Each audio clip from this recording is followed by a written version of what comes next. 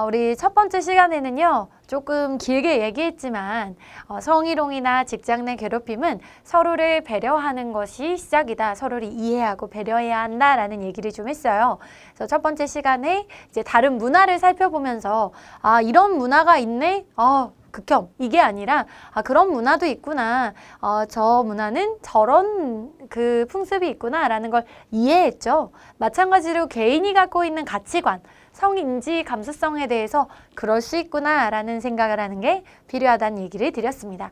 사실은 그 마음가짐이 뒤에 나와 있는 어떤 법적 조치라든지 이런 것들보다 훨씬 더 중요합니다. 그래서 이어서 우리가 성희롱에 대해서 조금 살펴봤는데요. 중요한 건 여러분들은 그냥 정말 인간 대 인간, 남자 대 여자로 호감을 가질 수도 있고 정말 예뻐서, 정말 칭찬하고 싶어서, 아껴서 혹은 정말 그냥 정말 악의가 없이 진행을 한 건데요. 실제로 성희롱은요, 총 3단계로 이루어집니다. 시각적, 육체적, 언어적인데요. 기본적으로 저는 첫 번째로 말씀드리고 싶은 건요. 아무리 예쁘고 아무리 착하고 아무리 진짜 응원하고 싶어도요. 일단 첫 번째 노터치. 왜냐면 저 또한 신체적인 접촉을 좋아하는 편은 아니에요. 그래서 누군가가 이렇게 막 손을 대면 하면서도 좀 불편한데요. 왜냐하면 제가 이제 스킨십에 익숙한 편이 아니라서 그렇거든요. 근데 이게 이런 분들이 또 있을 수 있어요. 나는 뭔가 터치는 좀, 왜냐하면 오해를 유발할 수 있고 그런 건 조심하는 게 필요하거든요. 고생해 라고 하고 어깨 동무하는 것도 누군가는 불쾌할 수 있잖아요. 그게 오랜 트라우마를 꺼낼 수도 있고 그냥 개인적으로 싫을 수도 있고요. 그래서 여러분들이 일단은 터치는 없는 걸로 노터치 필요합니다. 두 번째는요, 이제 언어적인 건데요.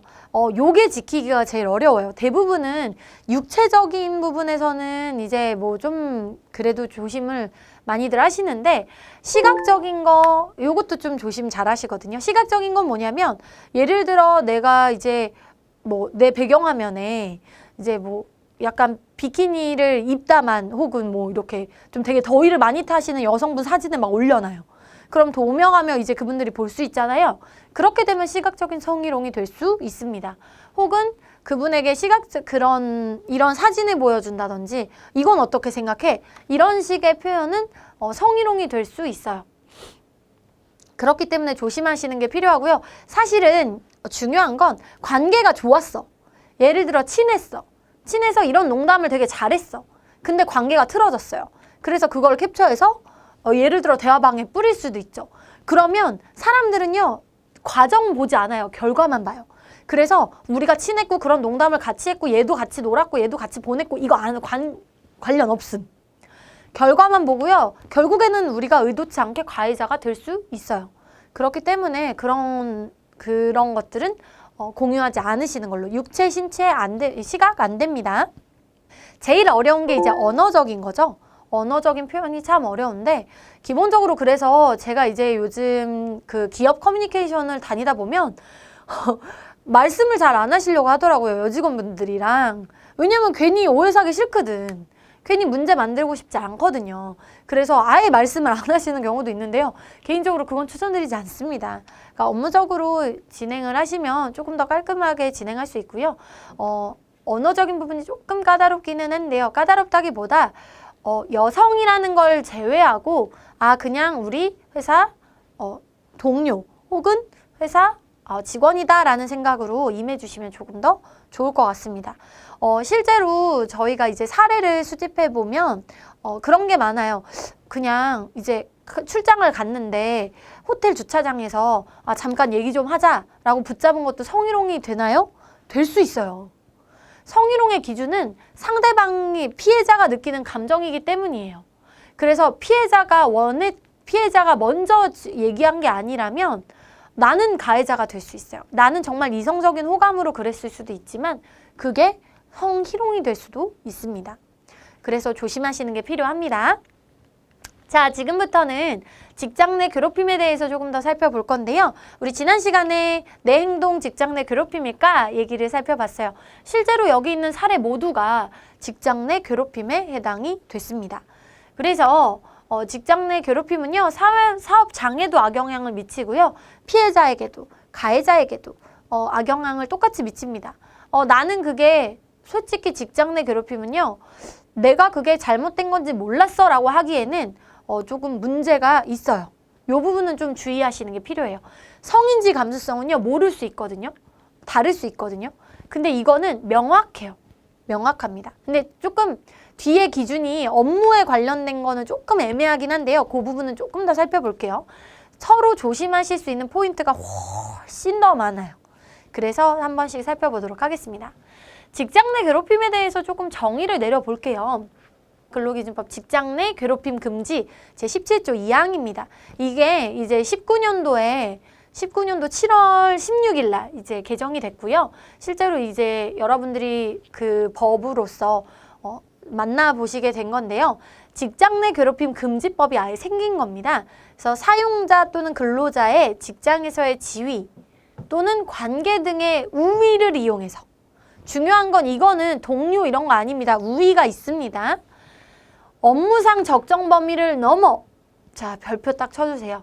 지위를 이용해서 업무상의 범위를 넘어 다른 근로자에게 신체적, 정신적인 고통을 주거나 근무 환경을 악화시키는 행위를 직장 내 괴롭힘이라고 하고요. 그래서 하면 안 된다라는 표현인데요. 자, 별표 찍기 되게 많았죠. 저도 이제 법대를 나왔는데요. 법대를 나왔을 때 제일 먼저 하는 게 조항을 분석하는 거예요. 그래서 보시면 사용자는 누구냐? 근로자는 누구냐? 직장 내 지위와 관계의 우위는 어떻게 정의할 것이냐? 업무상 적정 범위는 어떻게 규정할 것이냐? 신체와 정신적 고통은 어떻게 할 것이냐? 근무 환경을 악화하는 것은 어느 범위로 정할 것이냐? 이게 바로 관건입니다. 하나씩 살펴보도록 할게요. 조금 더 쉽게 얘기하면요. 사용자 또는 근로자가 다른 근로자에게 지위 또는 관계 등의 우위를 이용해서 업무상 적정 범위를 넘어서 신체적, 정신적으로 고통을 주거나 근무 환경을 악화시키는 행위다라고 앞서 설명드린 내용입니다.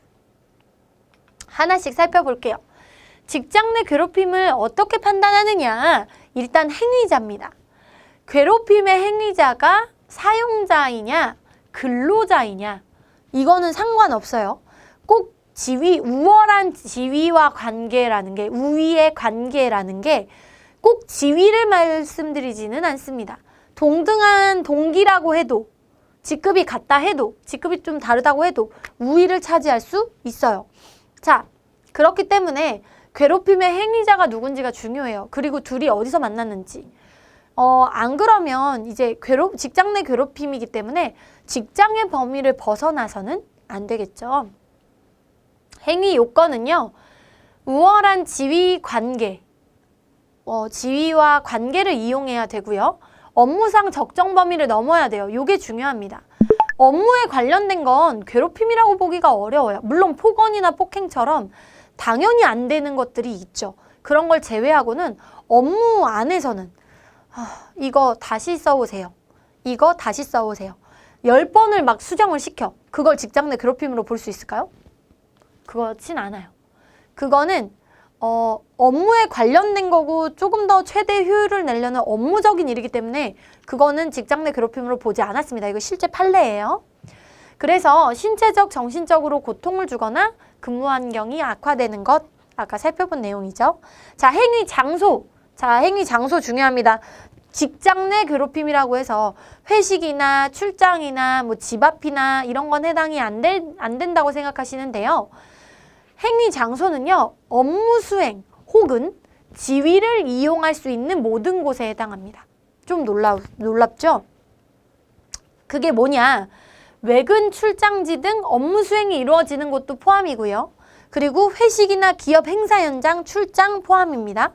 사적인 공간, 내 사적, 혹은 그 친구 집, 뭐 이런 집 앞, 뭐 카페 이런 것들 다 가능하고요. 여기서 진짜 중요한 거, 메신저, SNS까지 포함입니다. 많은 분들이 직장 내 괴롭힘이 진짜 이렇게 머리 잡아 당기고 막 우리 어렸을 때 초등학교 때 애들 괴롭히듯이 막 이렇게 막 머리 잡아 당기고 너 별로야 이렇게 말하는 것만 있다고 생각하시는데요. 요즘은 언택트 세대잖아요. 언택트 시대죠. 그렇기 때문에 SNS, 온라인 다 포함합니다. 요즘은 사내 SNS, 사내 메신저 많이 쓰시죠? 거기에도 다 포함이에요. 자, 다음 3개 요소를 조금 더 구체적으로 살펴볼게요. 지위나 관계, 직장 내의 지위나 관계, 우위를 이용했느냐 안 했느냐. 업무상의 적정 범위를 넘었느냐 안 넘었느냐. 그리고 신체적, 정신적 고통을 주거나 근무 환경을 악화시켰느냐 안 시켰느냐. 요 3가지가 핵심입니다. 그래서 요거에 대해서 조금 더 디테일하게 살펴볼게요. 자, 중요한 건요. 하나만을 가지고 이 사람이 직장 내 상사네. 무조건 직장 내 괴롭힘 아니에요.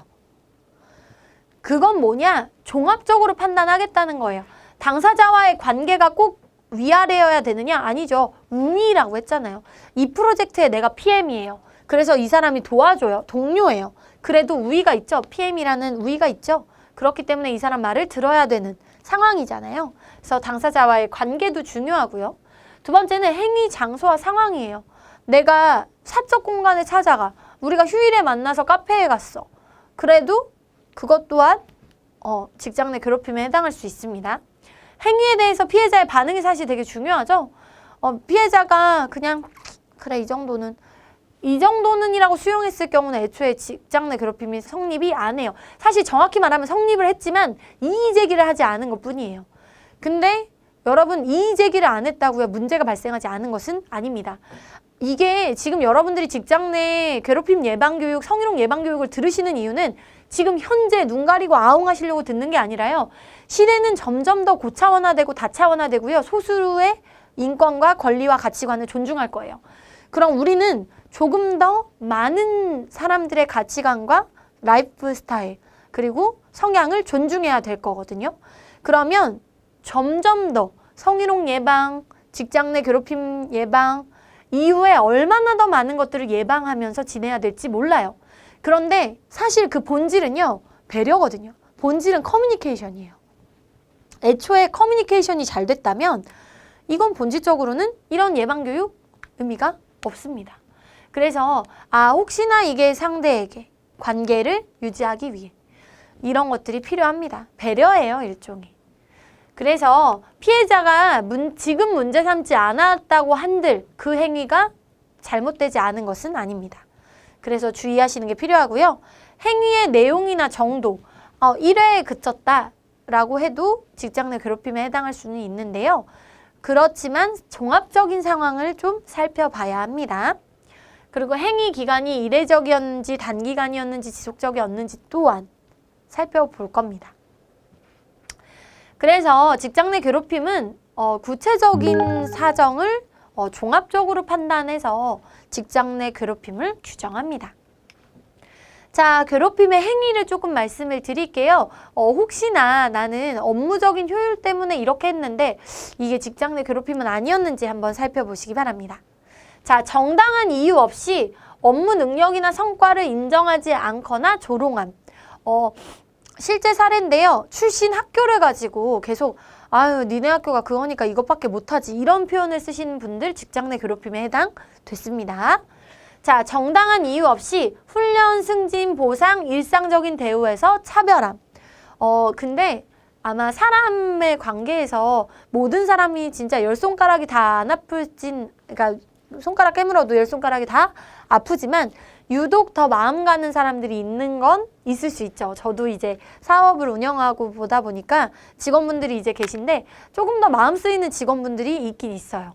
근데 그건 포인트가 좀 다르죠. 아유 이 친구는 자취하니까 밥을 좀 잘 못 먹겠지라는 걱정도 하고 이 친구는 좀 몸이 좀 약한데 건강이 괜찮나 이런 걱정들이죠. 그리고 이 친구는 업무하는데 너무 몸을 사리지 않는데 아유 좀 그러네. 이런 마음들이 있죠. 그런데 그럼에도 불구하고 제가 갖고 있는 지위가 대표이기 때문에 이 친구들한테 그런 것들을 다 모두가 있는 곳에서 그렇게 티를 내는 건 어려워요. 그렇기 때문에 여러분들이 누군가가 예뻐. 일하다 보면 예쁜 애들 생겨요. 열심히 하거든. 제가 봐도 생겨요. 막 프로젝트 한다고 막 며칠 밤새. 그러면 안쓰럽고 고맙고 미안하기도 하고 잘해주고 싶죠. 근데 그거를 모두가 보는 앞에서 한다? 그거는 역차별이 될 수도 있어요. 괜히 우리 문제 만들지 말자고요. 그래서 그래서 조심하시는 게 필요하고요. 특정 근로자에게 근로계약서에 명시되지 않은 모두가 꺼리는 힘든 업무를 반복적으로 시킨다. 누가 봐도 차별이거든요, 이거는. 그래서 뭐든지 사실 형평이라는 게 되게 중요하고요. 특히나 요즘 MZ세대 요즘 이해하기 어려우시죠? 요즘 채용되시는 분들 그리고 인턴 하시는 분들이 세대가 바뀌었어요, 여러분. 중요한 건 상대적인 가치를 되게 중요하게 생각해요. 예전에는 돈 뭐 이런 것들도 물론 중요했지만 지금도 중요하지만 중요한 건 공정성이에요. 이 친구들의 핵심은요. MZ세대의 핵심은 공정성입니다. 내가 공정성이 위배된다? 그래서 중요한 건 모든 힘든 업무를 할 수는 있어. 근데 나만 한다고? 가 되는 거예요. 그래서 모두가 같이 공평하게 나눠 한다면 고개를 끄덕끄덕거리는 합리적인 세대라는 걸 꼭 이해하셨으면 좋겠습니다. 자, 근로계약서에 대해 명시되어 있지 않는 허드렛 일을 시키거나 일을 거의 주지 않는다. 이런 경우도 또한 직장 내 괴롭힘인데요. 일을 너무 줘도 문제지만 안 줘도 문제예요. 그러니까 중요한 건 사람이 중요한 게 아니라 업무에 중요한 것들로 맞춰가시는 게 필요하고요. 정당한 이유 없이 중요한 정보 제공이나 의사결정 과정에서 배제시킨다. 이런 것들도 직장 내 괴롭힘에 해당됩니다. 휴가, 병가, 복지 혜택 못 쓰게 하는 것도 직장 내 괴롭힘이고요. 그리고 다른 근로자와 달리 일하는 거, 휴식하는 거 감시하는 거. 근데 알아요, 여러분.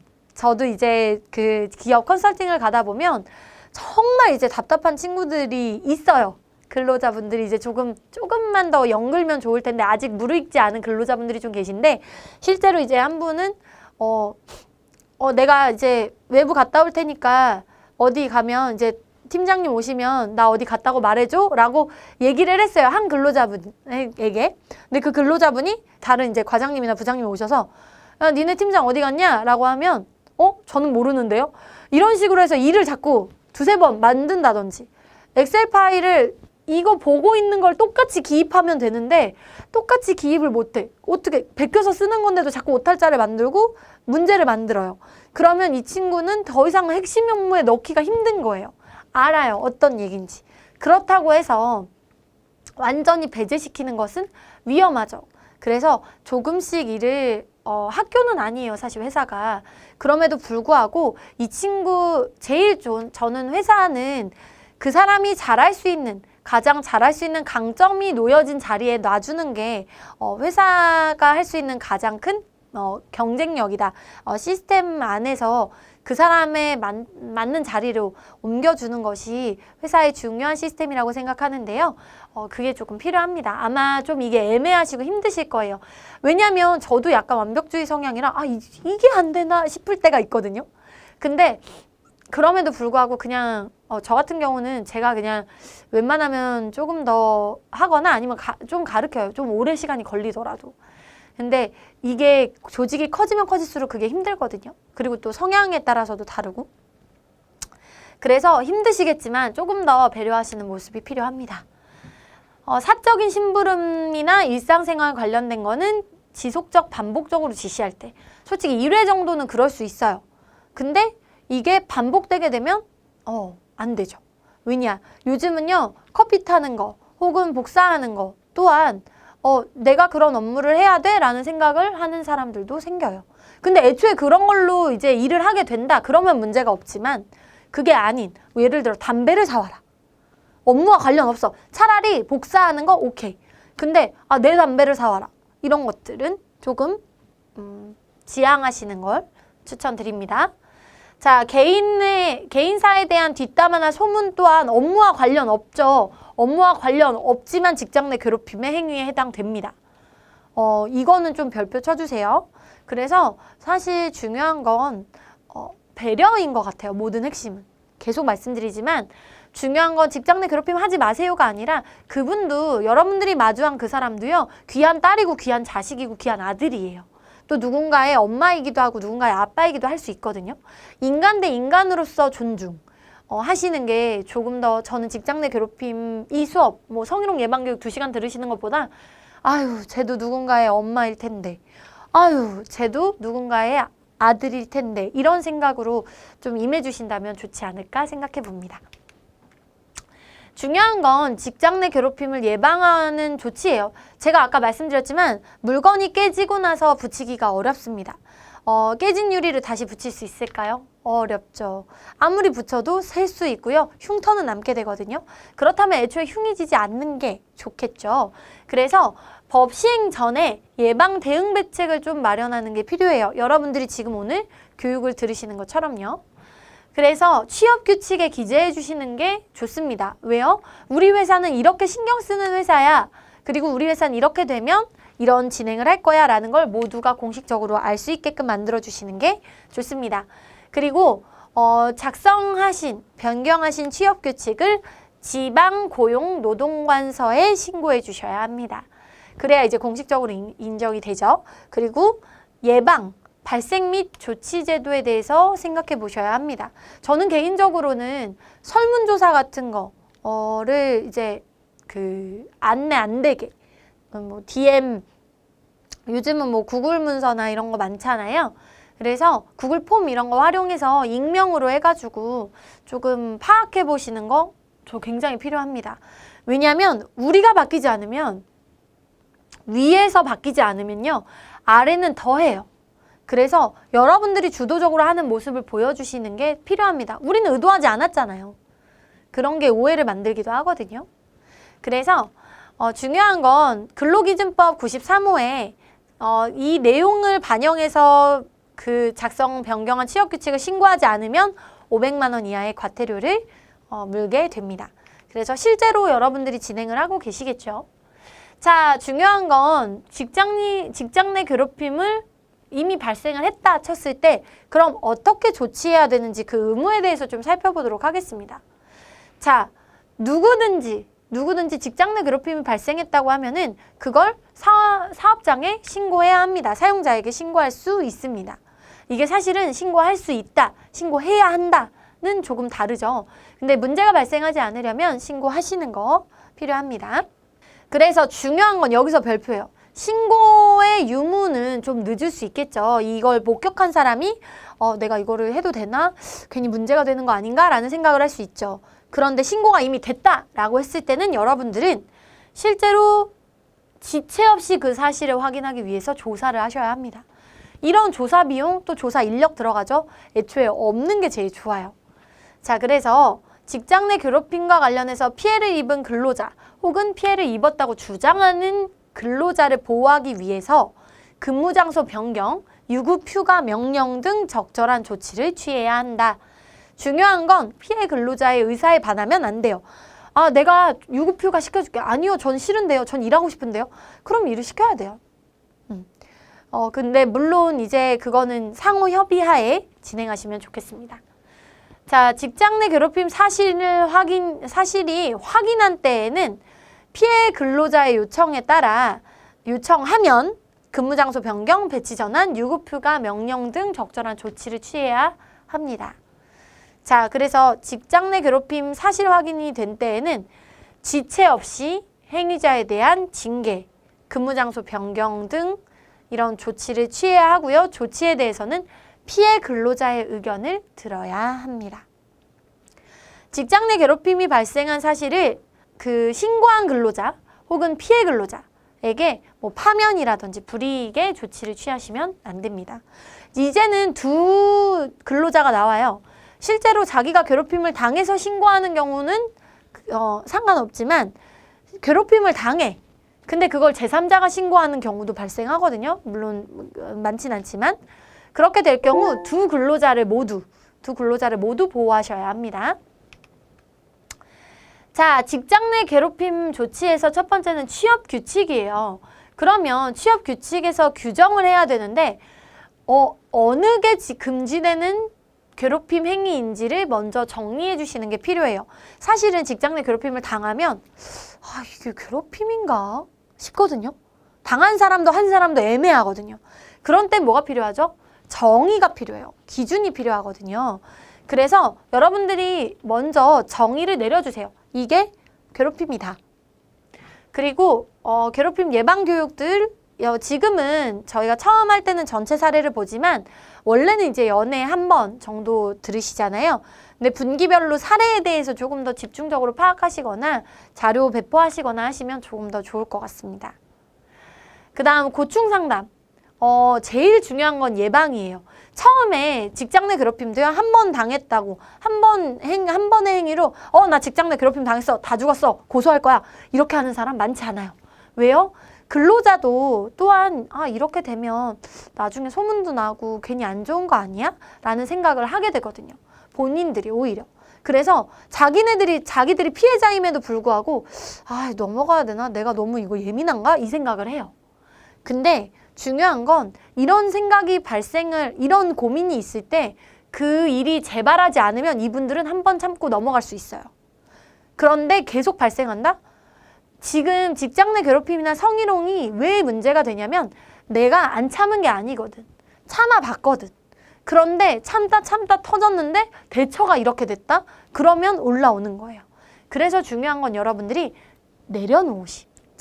그러니까 이분들이 참았을 때 적절한 조치가 필요한데 참고 있는 걸 어떻게 알아요? 우리가 신도 아니고 관심법으로 보아 네가 참고 있구나 이렇게 할 수는 없거든요. 그럼 뭘 해야 되느냐? 고충 상담을 하시고요. 적절한 조치를 필요로 하십니다. 설문조사 하셔야 돼요. 그래서 고충 상담 그리고 설문조사 이런 거 활발히 진행하셨으면 좋겠고요. 사건 처리 절차를 조금 더 그러니까 공개라기보다는 처리가 다 정리가 되고 이렇게 공정하게 됐구나를 보여주시면서 다른 분들도 조금 더 동기부여하고 회사에 애정을 가질 수 있게 해주시면 좋겠습니다. 자, 피해자 보호 조치, 가해자 제재, 재발 방지 대책까지 모두가 함께 이루어지면 좋을 것 같아요. 자, 취업 규칙에 규정한 괴롭힘 행위 유형을 도출할 건데요.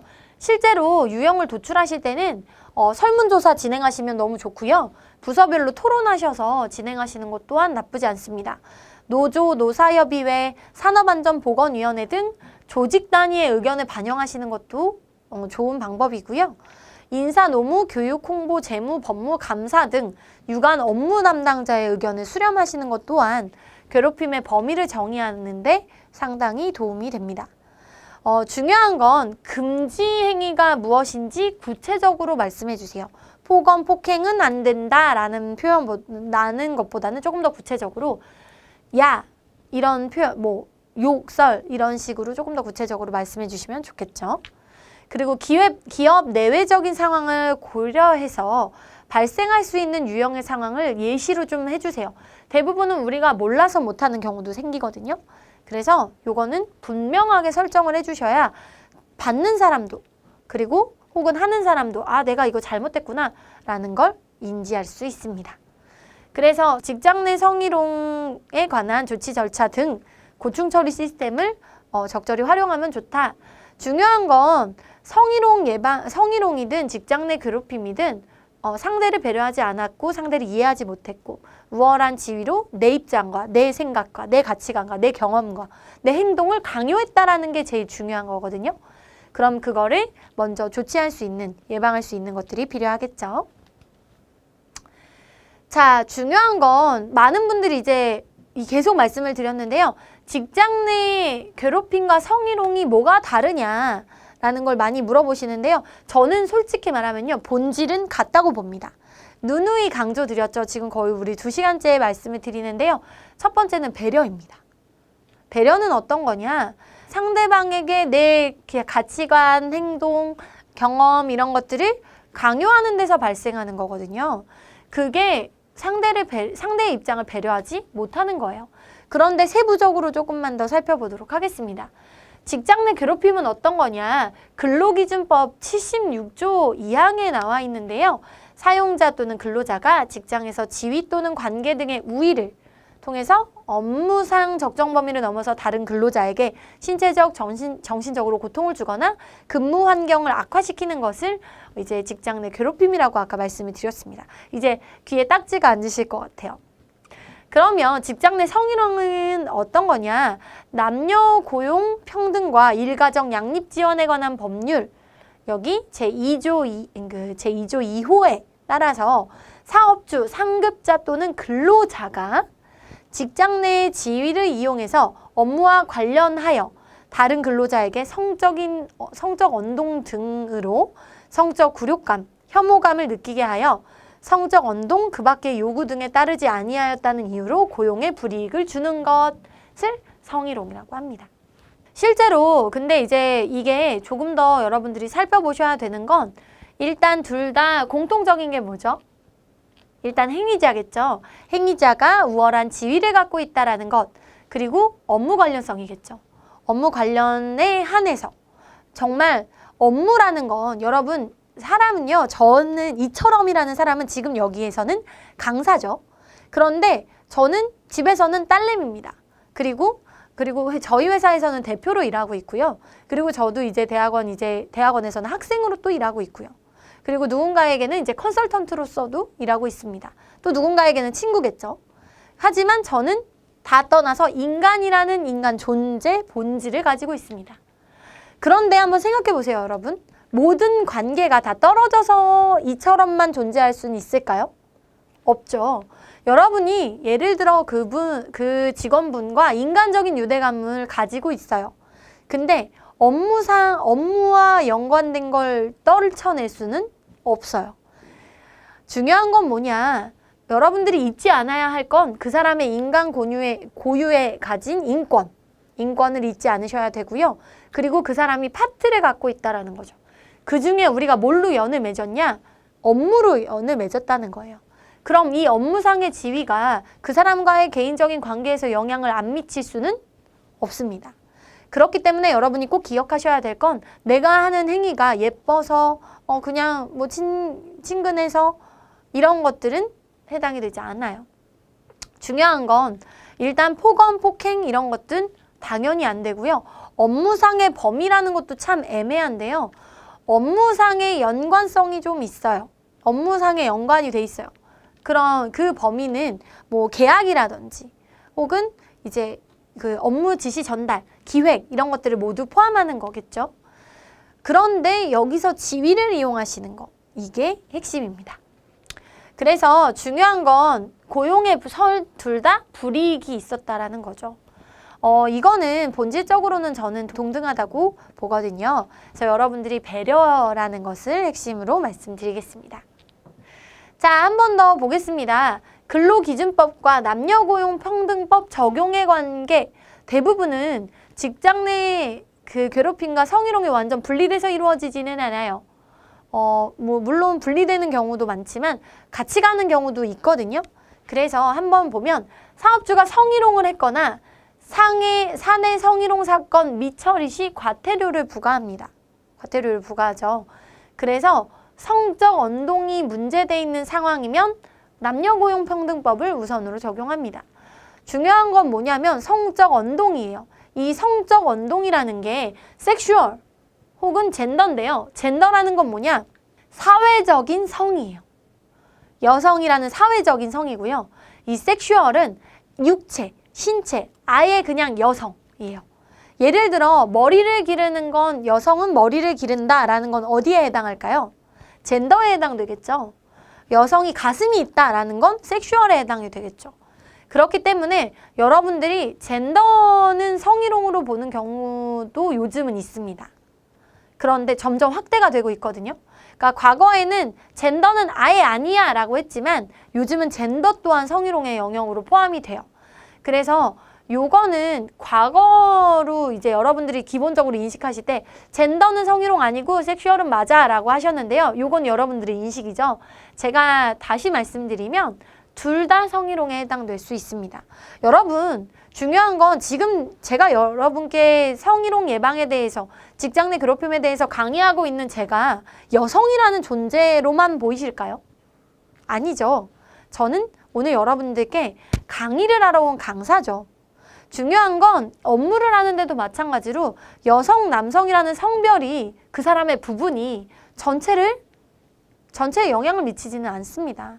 그래서 꼭 기억하셔야 될 건 성별에 너무 한해서 생각하지 않으시면 좋겠습니다. 많은 분들이 쉽지가 않아요. 아무래도 이렇게 고착화됐던 우리의 모습들이 있잖아요. 근데 이게 기본적으로 이제 직장 생활 하시면서 이루어지기가 참 어려운데요. 그럼에도 불구하고 여러분들이 섹슈얼한 성이든 젠더의 성이든 둘 다 성별을 떠나서 업무를 하는 직원과 상사로 인간 대 인간으로 대해주시기를 말씀드립니다. 그리고 성적 언동이라고 함은 자 아까 말씀드렸지만 시각적 그리고 육체적 그리고 언어적인 게 있는데요. 이 이외에도 상대방의 불쾌함을 유발할 수 있는 것들은 성희롱에 해당할 수 있습니다. 자, 예를 들어 여러분이 지금 이제 누가 인턴 혹은 직원이 왔어요. 너무 예뻐. 내 이상형이야. 꿈에 그리던 이상형이에요. 근데 둘이 서로 마음이 맞았어요. 그러면 사내 연애가 되는 거고요. 나만 마음이 맞았어요. 그럼 성희롱이 될 수도 있어요. 이게 중요한 판단 지점은 피해자의 관점이라는 거예요. 내가 정말 저 사람이 인간적으로 마음에 들어. 그럴 때는 인간 대 인간으로서 업무상의 지위를 제외하고 그런 의사표현을 제대로 해주세요. 사실 여성으로서, 남성으로서 상대를 누군가를 좋아하는 감정이 잘못된 것은 절대 아닙니다. 누군가를 좋아하는 게 나쁜 건가요? 하지만 좋아하는 게 나랑 인간 대 인간으로서 한번 만나보자 이게 아니라 내 지위를 이용해서 조금 더 우월하게 쉽게 가려고 하는 거죠. 주말에 출장 가게 시간 좀 빼 해서 그 시간에 같이 있고 싶어 하고 그런 것들은 인간 대 인간으로서가 아니라 조금 더 어떻게 보면 내 지위를 이용해서 개인적인 사심을 채우는 거라고도 볼 수가 있죠. 그렇기 때문에 여러분 사람을 좋아하고 사람에게 호감을 갖는 건 결코 나쁜 것이 아닙니다. 하지만 지위를 이용하지 않으셨으면 하는 그런 말씀을 드린 거예요. 그래서 성적 언동, 호감을 가지고 있던 아기가 없었던 해당하지 않습니다. 자, 성희롱은요. 섹슈얼한 의미가 담긴 언행을 수반해야 하므로 성적 여성 비하, 성역할 강요 등 젠더의 괴롭힘은 성희롱으로 보기 어렵다. 하지만 직장 내 괴롭힘에는 해당될 수 있다. 성희롱이라 함은 지금 보시면 성희롱의 기준이 좀 애매한데요. 성희롱으로도 볼 수도 있습니다. 하지만 중요한 건 좀 더 넓은 범위가 젠더라는 거예요. 직장 내 괴롭힘에 해당될 수 있어요. 아유, 여자가 뭐. 자, 이건 뭐예요? 직장 내 괴롭힘에 해당될 수 있죠. 이게 젠더와 섹슈얼의 기준이 좀 애매하거든요. 그래서 이건 다 케이스 바이 케이스인데요. 여러분들이 꼭 이거를 섹슈얼한 건 성희롱, 젠더는 직장 내 괴롭힘으로 생각하지 마시고요. 둘 다 성희롱에 해당될 수 있어요. 그런데 젠더 쪽은 오히려 직장 내 괴롭힘으로 조금 더 말씀드릴 수 있다라는 걸 기억하시면 좋겠고요. 중요한 건 직장 내 괴롭힘은요. 여러분들이 그 사람의 부분을 가지고 언급했을 때 많이 발생합니다. 아우 여자라서 여자는 안 돼. 아유 그 대학 출신은 안 돼. 키 작아서 안 돼. 얼굴이 못생겨서 안 돼. 이런 것들. 그 사람의 부분이고 파트, 그 사람의 본질이 아닌 다른 것들을 가지고 그 사람의 그 업무하는데 방해를 하거나 혹은 그걸 문제 삼거나 기를 죽이거나 그리고 업무할 때 계속 언급하거나 이런 것들은 직장 내 괴롭힘에 해당됩니다. 여러분들은 꼭 기억하셔야 될 건 인간 스스로의 본질이에요. 참 그게 어렵죠. 그런데도 저는 꼭 기억해 주셨으면 합니다.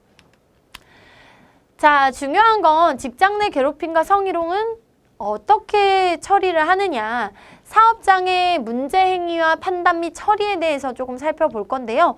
여러분들이 아마 제일 많이 헷갈리실 거예요. 저도 지금 이번에 강의를 구성하면서 좀 고민을 했던 게 사례를 많이 넣어서 여러분들이 조금 이런 것들을 좀 자꾸 보시는 게 나을까? 아니면 본질을 전반적으로 한 번 더 정리해 드리는 게 좋을까라고 했는데요. 사실 사례를 살펴보면요. 되게 극단적인 것들부터 되게 사소한 것들까지 다양하게 존재합니다. 그런데 중요한 건 배려라는 거죠. 실제 뭐 예를 들어 이철원 씨는 참 글래머러스해서 보기 좋아? 라는 말이 성희롱에 해당될까요? 안 될까요? 해당됩니다. 이거는 해당될 수도 있고 솔직히 말하면 안 될 수도 있는데요. 그걸 받아들인 사람이 칭찬이구나 하고 그냥 넘어가면 아닌 거고요. 불쾌해라고 받아들이면 희롱인 거예요. 그건 그 판단 기준은 중요한 건 뭐냐? 배려라는 거죠. 이걸 사례로 A부터 Z까지 살펴볼 수는 없어요. 왜냐하면 사실 그 본질에 저런 얘기를 좀 사람들 많은 데서 하면 민망해하겠지, 싫어하겠지, 이런 생각을 가지고 있다면 발생하지 않았을 일들이 너무 많아요. 그래서 사례보다는 본질에 대해서 조금 더 초점을 맞췄고요. 사례는 정기적으로 한 번 더 정리해서 보시는 것을 추천드립니다. 직장 내 괴롭힘과 성희롱은요, 근로자의 인격권 침해라는 측면에서 유사합니다. 근로자의 인격권이에요. 근로자는요, 여러분들 사용자에게 고용이 돼서 그 업무를 수행해 나갈 의무와 권리가 있습니다. 하지만 그 근로자의 근로권 이하에 어떤 것들이 있느냐? 인격권이라는 게 존재하죠. 여러분들이 이제 지금 이 순간에는 그 사람이 내 근로자고 내 직원이기 때문에 그렇게 말할 수 있는 얘기들 혹은 쉽게 할 수 있는 행동들이 시간이 지나가서 혹은 내가 다른 소중한 사람이라면 그렇게 진행을 했을까요? 그건 어떤 거에 관련이 되느냐? 인격권과 관련이 돼 있습니다. 그래서 직장 내 괴롭힘을 판단할 때는 성희롱 판례 등을 참고하기도 합니다. 자, 그래서 중요한 건 문제 해결, 처리 절차를 양 법률에서 좀 유사하게 규정했다라는 건데요. 중요한 건 뭐죠? 본질? 계속 말씀드리는 본질. 바로 인격권 침해라는 거죠. 그래서 이렇게 대부분 중요한 건 이제 판례를 많이 따릅니다. 판례에서 이거는 직장 내 괴롭힘이다 아니다 라는 걸 참고하는데요. 근데 명문상으로는 이제 판례를 따르는 것은 아닙니다. 이제 대체적으로 판례가 이렇지 그러면 이렇게 따라가는 관습이 있지만 뒤집어질 수도 있어요. 왜요? 법감정이 바뀌거든요. 시대가 변했기 때문입니다. 여러분들 시대의 변화는 따라가야 해요. 법도 감정이 생겨요. 뭐냐, 제가 대학교 처음 들어갔을 때 처음 했던 과제가 생각나는데요. 그때가 이제 관통죄 폐지, 옳은가 안 옳은가의 관점이었어요. 관통죄가 폐지가 된 지가 벌써 15년? 15년이 좀 채 안 됐죠. 13년, 12년 정도 됐는데 여러분들은 관통죄에 대해서 어떻게 생각하세요? 관통죄가 사라진 것은 아니에요. 그러니까 형법에서 사라진 거지 민사소송에서 사라진 것은 아닙니다. 그게 무슨 뜻이냐? 당연히 잘못된 일이에요. 사람의 신의를 저버린 거 당연히 잘못됐죠. 그런데 이걸 국가에서 나설 이유가 있느냐 없느냐를 따진 게 관통죄였습니다. 그러면 관통죄가 완전히 사라진 거냐? 아니죠. 민사소송은 남았거든요. 국가에서 개인의 사적인 일에 국가가 개입하지 않겠다라는 거지 그 죄가 사라진 것은 아닙니다. 법감정이 바뀌어가고 있어요. 지금 법감정이 바뀌었기 때문에 여러분들도 직장 내 괴롭힘이라는 이 법률을 만나보시고 직장 내 괴롭힘 예방 교육을 듣고 계시는 거예요. 법감정이 변했거든요. 그래서 중요한 건 여러분들이 판례를 잘 참고하시는 게 필요해요. 그리고 문제 해결이나 처리 절차를 양 법률에서 유사하게 규정하고 있기 때문에 사실 직장 내 괴롭힘법이 이제 19년도에 규정된 법이다 보니까 굉장히 신생 법이거든요. 19년도 7월 16일에 제정이 됐기 때문에 좀 신식법이죠. 그렇기 때문에 판례나 사례가 소름 끼치게 많지는 않습니다. 그래서 성희롱 판례를 많이 참고합니다.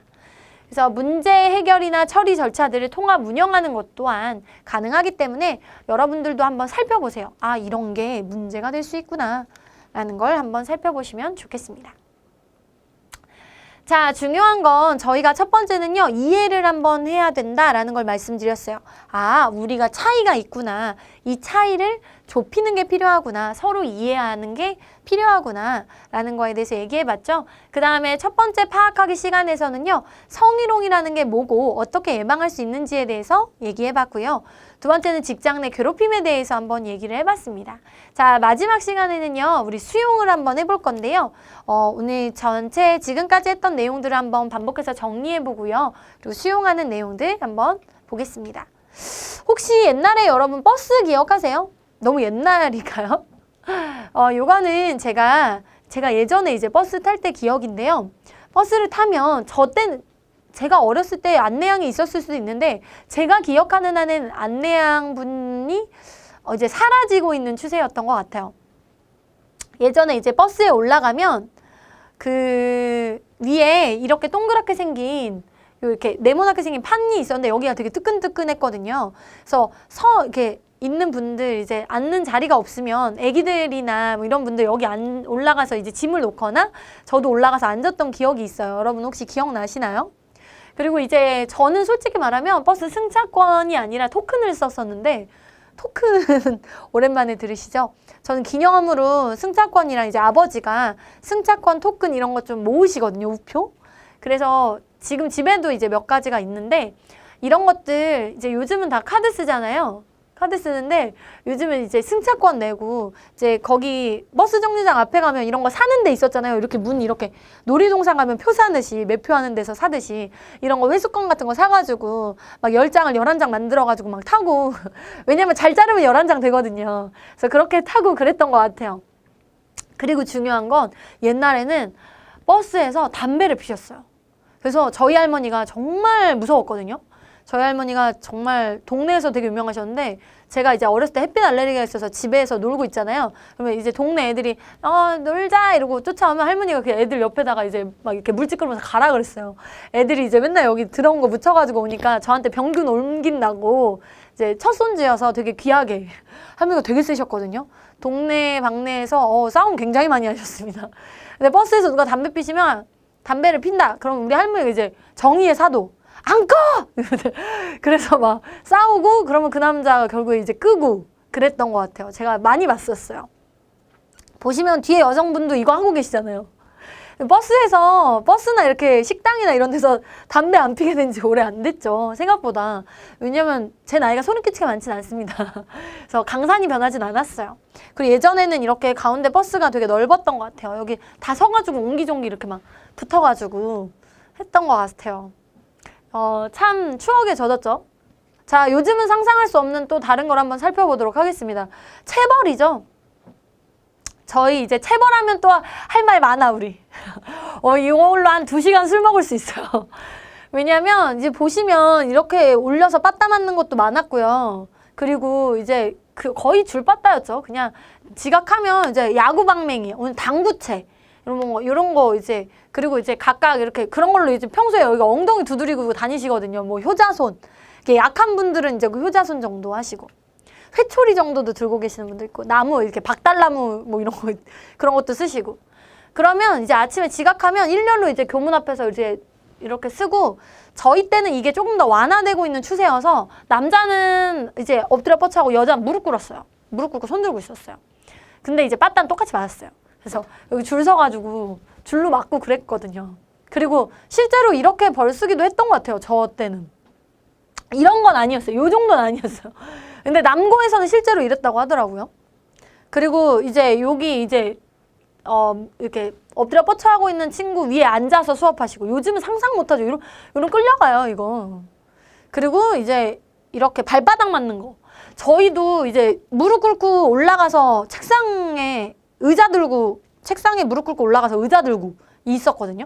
그럼 발바닥이 피가 안 통해서 막 진짜 펄해져. 그러면 그걸 그렇게 해서 발바닥 이렇게 내놓고 있으면 발을 이렇게 내놓고 있으면 발바닥 때리는 거예요.